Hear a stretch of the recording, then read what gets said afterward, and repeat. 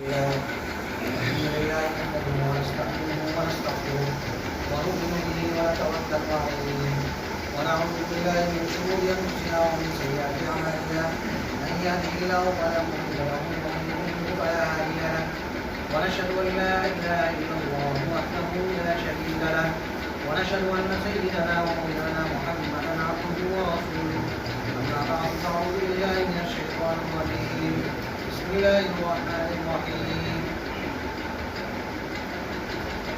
إنا نحن نزلنا الذكر وإنا له لحافظون صدق الله مولانا العظيم اللهم صل على محمد وعلى آل محمد كما صليت على إبراهيم وعلى آل إبراهيم إنك حميد مجيد اللهم بارك على محمد وعلى آل محمد كما باركت على إبراهيم وعلى آل إبراهيم إنك حميد مجيد عزیزان محترم دوستوں اور بزرگوں،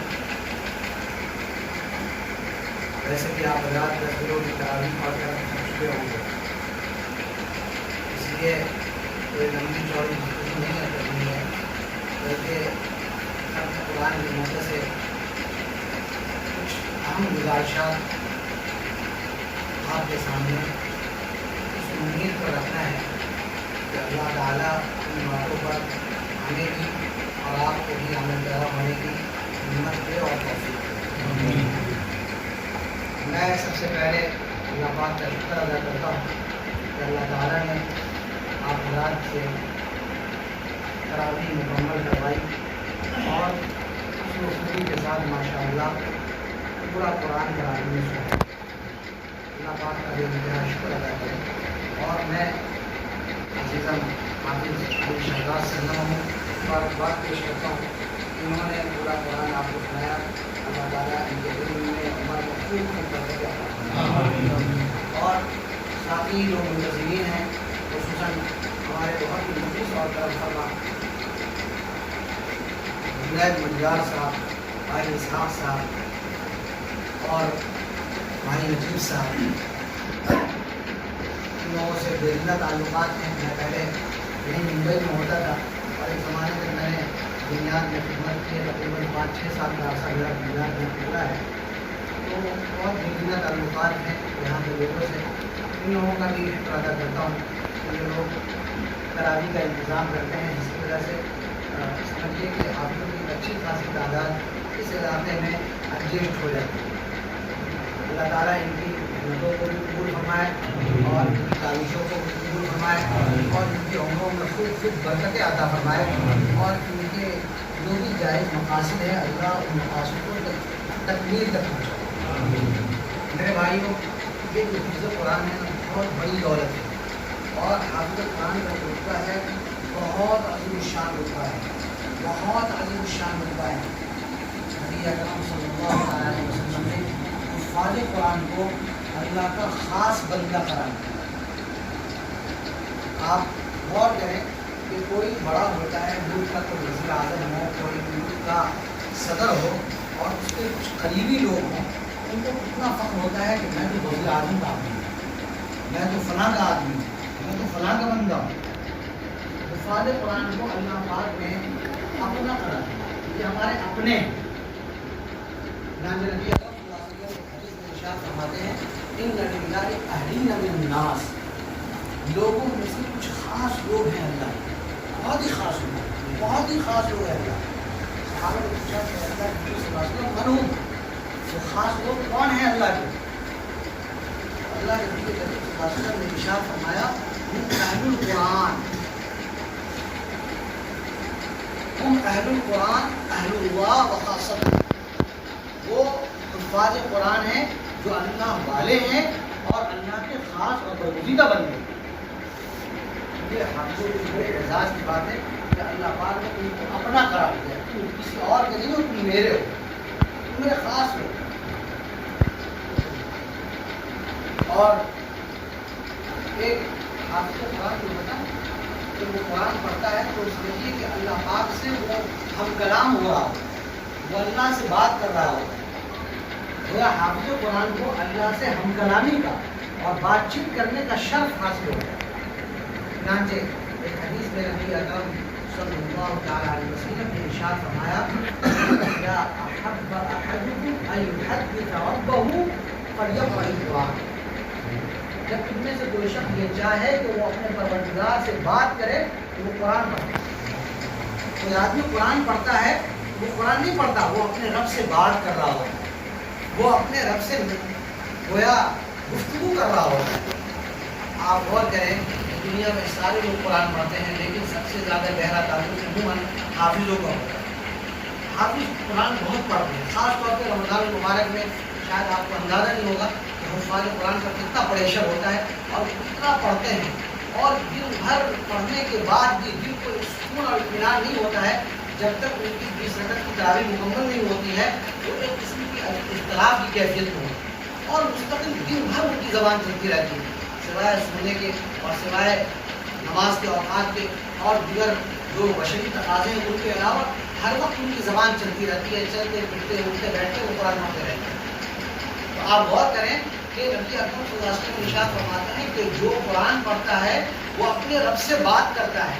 اس کا مطلب یہ ہوا کہ حفاظ قرآن سب سے زیادہ قرآن کی تلاوت کرتے ہیں، تو سب سے زیادہ اللہ سے ہم کلامی کا شخص حفاظ قرآن پڑھنے بہت بڑا اعزاز۔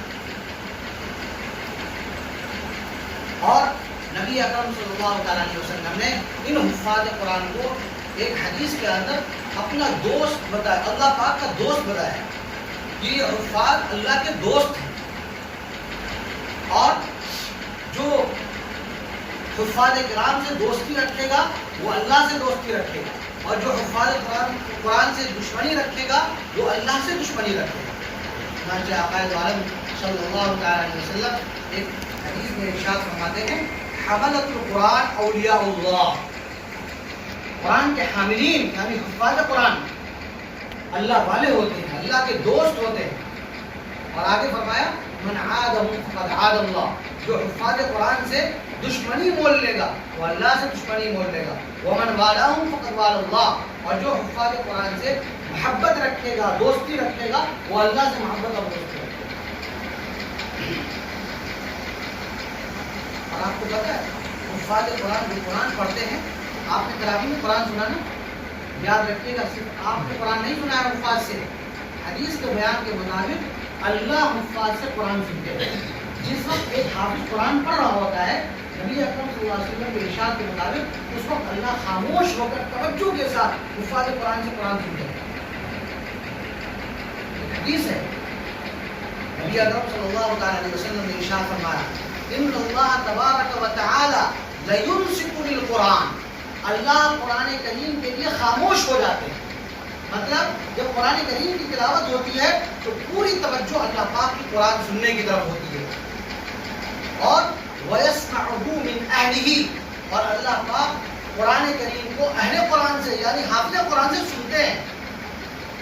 یہ بڑے احساس کی بات ہے، ایک حافظ قرآن پڑھ رہا ہو اور مقتدی تو سن ہی رہے ہیں، اور جو سامعین ہیں مستمعین ہیں وہ تو سن ہی رہے ہیں، اور ساتھ میں اللہ پاک بھی پوری توجہ کے ساتھ قرآن کریم کو سنے، یہ بڑے اعزاز کی بات ہے۔ یہ بڑے اعزاز کی بات ہے، میرے خیال سے حافظ قرآن کی اس سے بڑی اعزاز کی اور کوئی بات نہیں ہو سکتی۔ آپ غور کریں، ہم بیان کر رہے ہیں، آپ ادھر ادھر توجہ دیں، کوئی ادھر ادھر بات کرے، کوئی اس سے بات کرے، کوئی اس سے بات کرے، ظاہر ہے کہ اس سے کیا ہوتا ہے، جو خطیب ہوتا ہے، بیان کرنے والا ہوتا ہے، اس کا ذہن منتشر ہوتا ہے، اور وہ سوچتا ہے کہ یار میری بات کی طرف کوئی توجہ نہیں دی جاتی ہے۔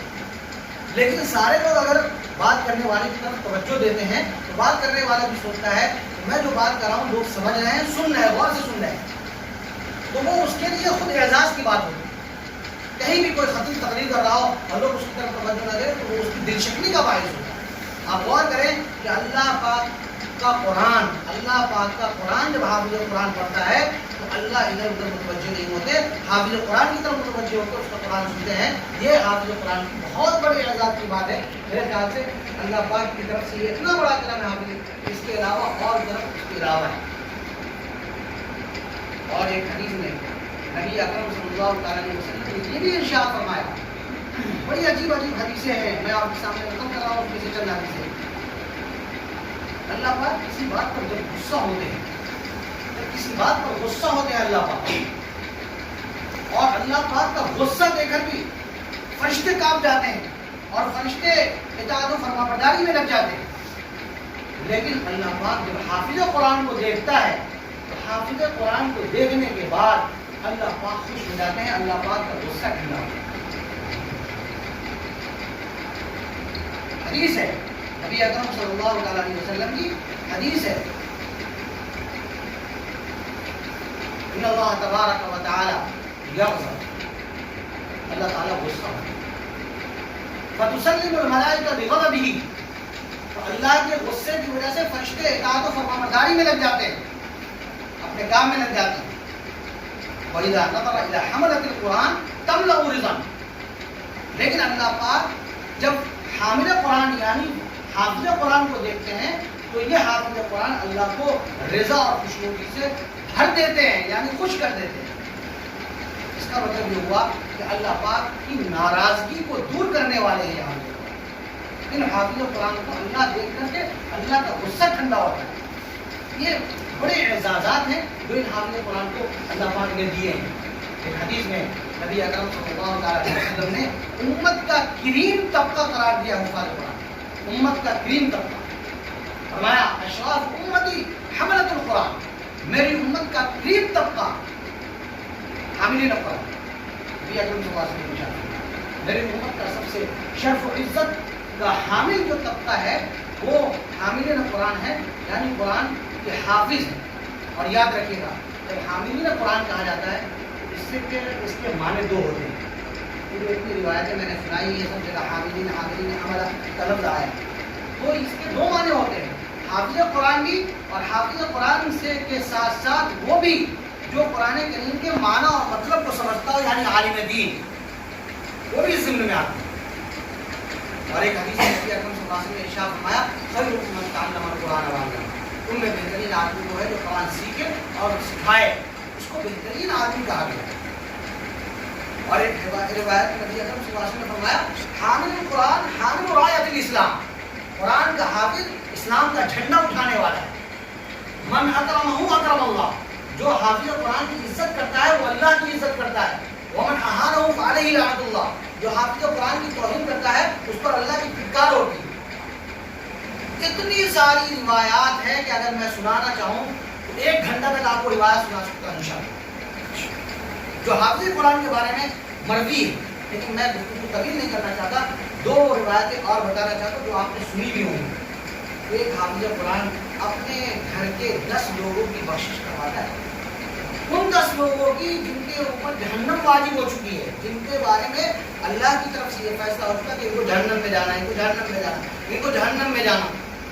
ایسے 10 لوگوں کے بارے میں اللہ تبارک و تعالیٰ حافظ قرآن کو یہ اختیار دیتے ہیں کہ وہ چاہیں تو ان کو جہنم سے نکال کر کے جنت میں پہنچانے والے بن جائیں. یہ شفاعت کا اور یہ سفارش کا حق حافظ قرآن کو دیا ہے. یہ روایت ہے بہت مشہور ہے. اسی طریقے سے ایک روایت میں من قرأ القرآن وعمل بما فيه ألبس والداه تاجا يوم القيامة ضوءه أحسن من ضوء الشمس لو كانت في بيوت الدنيا. کہ حافظ قرآن جب حفظ کر لیتا ہے, اور صرف حفظ کرنا کافی نہیں ہے, بے عمل حافظ کے لیے وعدہ نہیں ہے, باعمل حافظ جو قرآن کے مفہوم کو سمجھے وعمل بما فيه اور اس پر عمل بھی کرے, کہ قرآن نے جو پیغام دیا, اللہ کے جو احکام قرآن میں دیے ہیں اس پر عمل کرے.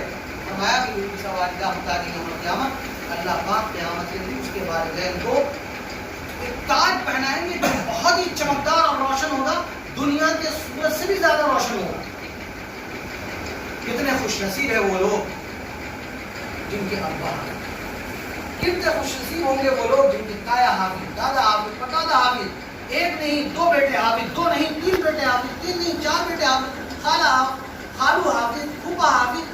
کتنے خوش نصیب ہوں گے وہ لوگ, اور کتنے خوش نصیب ہوں گے وہ گھرانے, اور کتنے خوش نصیب ہوں گے وہ خانوادے, آپ اندازہ نہیں کر سکتے اس کا. اس لیے میرے بھائی اور دوستوں, اس موقع پر سب سے پہلے تو میں آپ لوگوں کو پیغام دینا چاہتا ہوں وہ یہ, آپ یہ طے کریں کہ انشاءاللہ اگر ہماری اولاد میں سے 2-4 اولادیں ہیں, ایک کو ضرور حافظ قرآن وعدہ کرتے ہیں, آپ لوگ ارادہ کریے, عزم کیجیے. اور اگر اولاد کو نہیں بنا سکتے ہوں تو کم سے کم اپنی نسلوں میں یہ ارادہ کریں کہ پوتا نہیں تو اگر لڑکی کے ان سے جو اولادیں ہوتی ہیں نواسا اس کو ضرور حافظ قرآن کی، کم سے کم خاندان میں کچھ حافظ ہونے چاہیے تاکہ وہ کم سے کم اپنے خاندان کے لوگوں کو کے لیے تو سفارش کرے اور وہ تو کام آئے۔ آدمی دنیا بنا لیتا ہے، پراپرٹیاں بنا لیتا ہے، یہاں مکان، وہاں فلیٹ، یہاں فلیٹ، یہاں فلیٹ، ڈھیروں روپیے پیسے اکٹھے کر لیتا ہے، لیکن اپنے آخرت کا سامان نہیں کرتا۔ کتنا سستا سودا ہے۔ آپ خاندان کے کچھ بچوں کو حافظ بنوا لیجیے اور اس کے بعد سفارش کی امید لگا لیجیے۔ ہم نے سفارش کی امید نہیں دلائی ہے، کسی عالم دین نے نہیں دلائی ہے، کسی مفتی صاحب نے نہیں دلائی ہے، نبی اکرم صلی اللہ علیہ وسلم نے دلائی ہے۔ آپ یقین کے ساتھ اگر اپنے بچوں کو حافظ قرآن بنائیں گے تو یقیناً اللہ کی ذات سے 100% یقین ہے کہ آپ کے وہ بچے آپ کے لیے سفارش کریں گے۔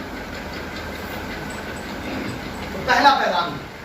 دوسرا پیغام اس موقع پر یہ ہے میرے بھائیوں اور دوستوں کہ قرآن کریم پڑھائے اپنے بچوں کو، حافظ بنانے کے ساتھ ساتھ ناظرہ خوابی، ناظرہ دیکھ کر پڑھنا آنا چاہیے۔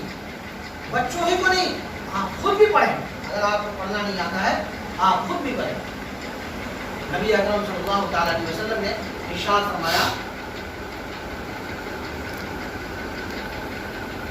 ليس الجوف الذي ليس فيه شيء من القرآن فهو كالبيت الخراب۔ وہ سینہ جس کے اندر قرآن کا ایک حصہ بھی نہ ہو وہ ویران گھر کی طرح ہے۔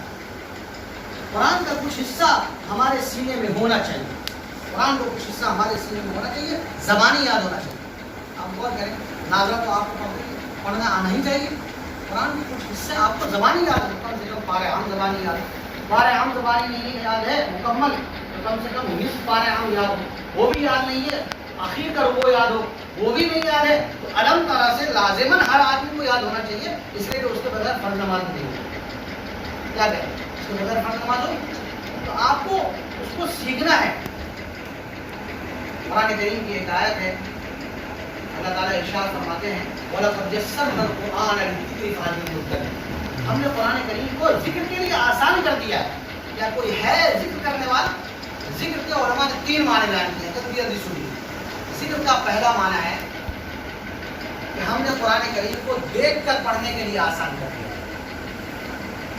دیکھ کر پڑھنے کے لیے آسان کر دیا۔ ذکر یعنی للقراءۃ، دیکھ کر پڑھنے کے لیے آسان کر دیا۔ آپ غور کریں، دیکھیں گاؤں کی بوڑھی عورت جس کی زبان عربی نہیں، بنگالی زبان بولتی ہے، تیلگو زبان بولتی ہے، نہ جانے کون کون سی زبان بولتی ہے، لیکن جب وہ قرآن پڑھنے پر آتی ہے اللہ اس کی زبان پر قرآن جاری کروا دیتے ہیں۔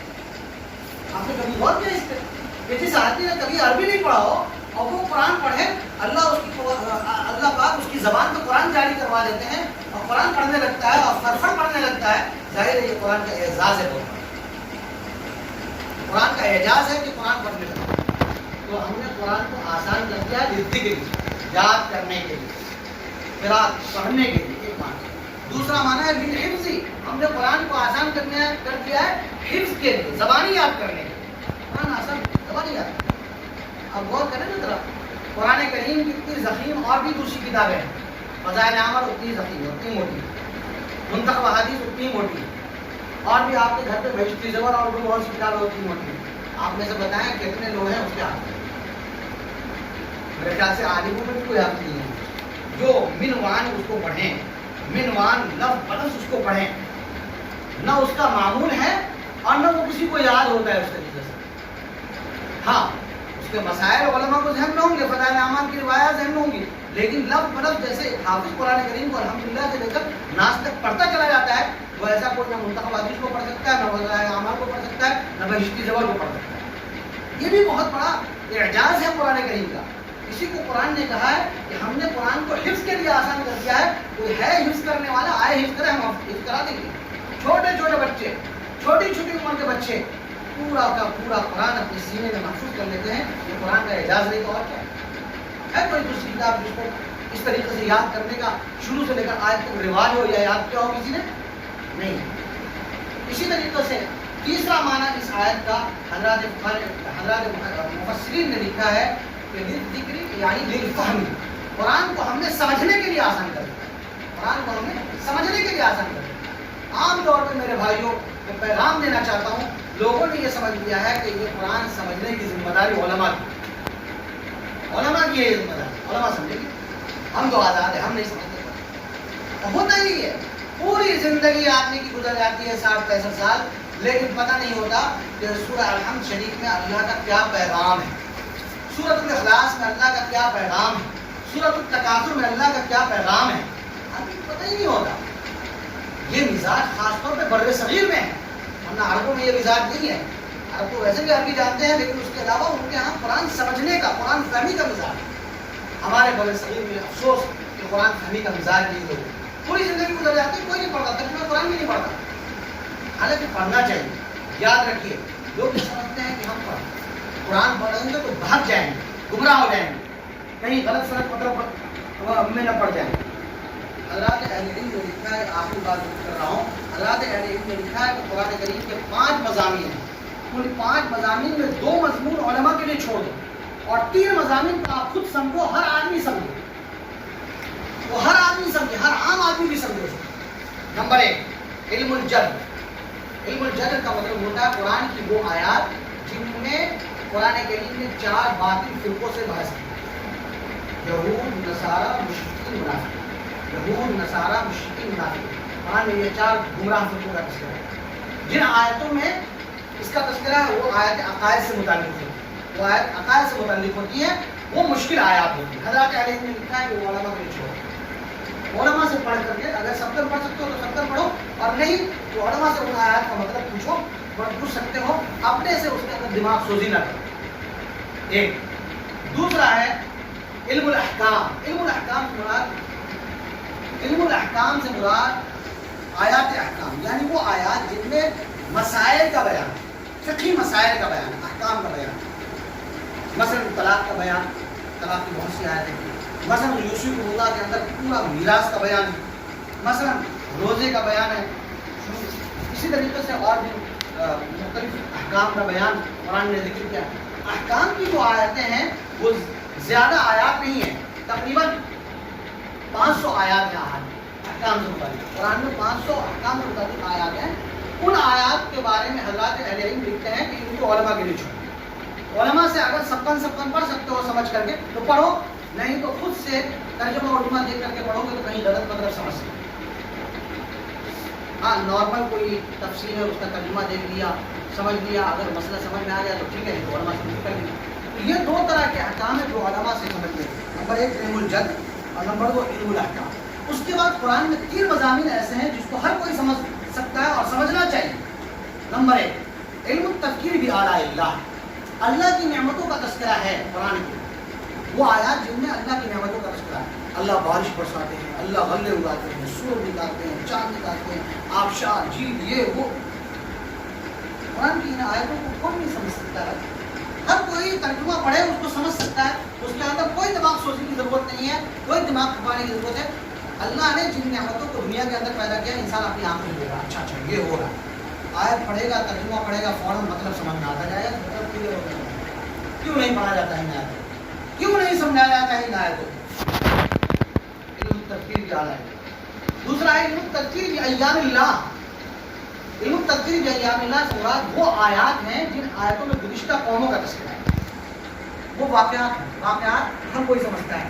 آپ کہانی ہے، سیریل دیکھتے ہیں، لوگ کتنی لمبی لمبی سیریل دیکھتے ہیں، حالانکہ سیریل کے اندر غلط باتیں بھی ہوتی ہیں، لیکن وہ واقعات اور قصص ہر کوئی سمجھ سکتا ہے۔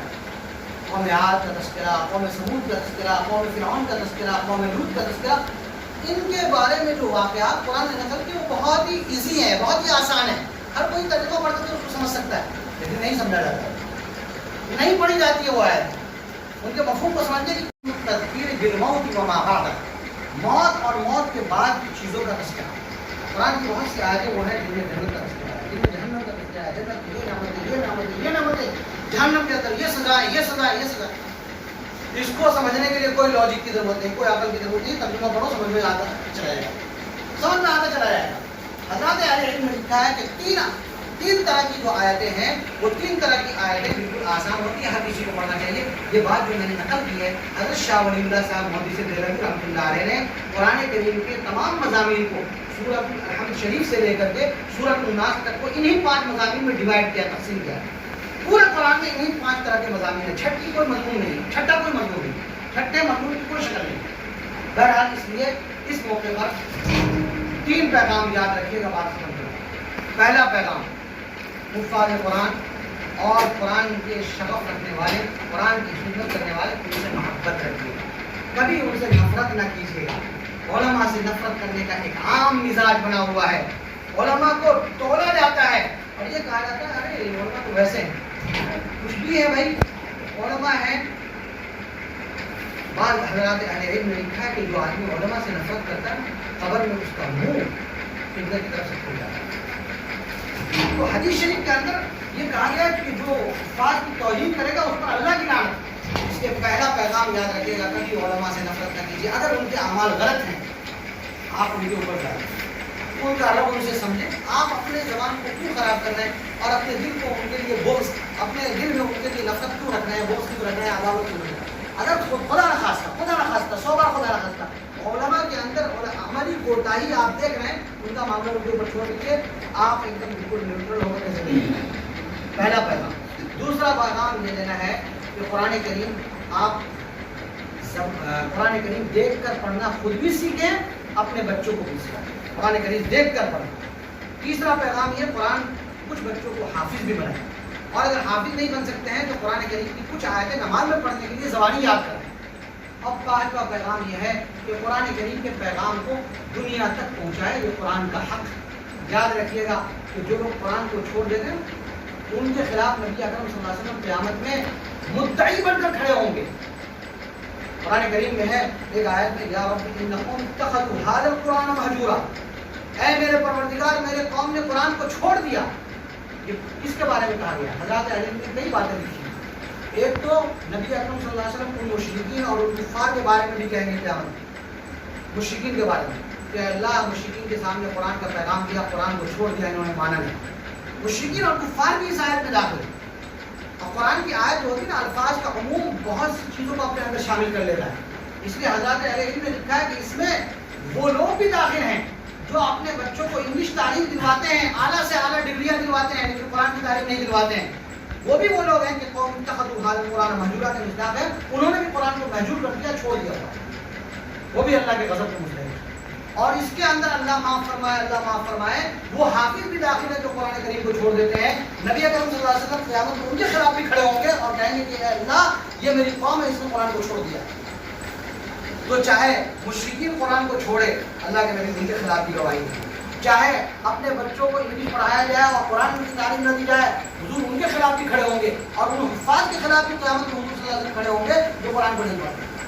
اس سب کے لیے بہت ہی سوچنے والی بات ہے اور لمحہ فکریہ ہے، اور بہت ہی یہ آیت جھنجھوڑ دیتی ہے اور ہم سب کو یہ دعوت فکر دیتی ہے کہ ہم اپنے اعمال کی اصلاح کریں اور قرآن سے اپنے تعلق کو مضبوط کریں گے انشاءاللہ. اللہ تبارک و تعالیٰ قرآن سے ہم سب کو شغف عطا فرمائے، قرآن سے تعلق کو مضبوط کرنے کی ہمیں ہمت بھی دے.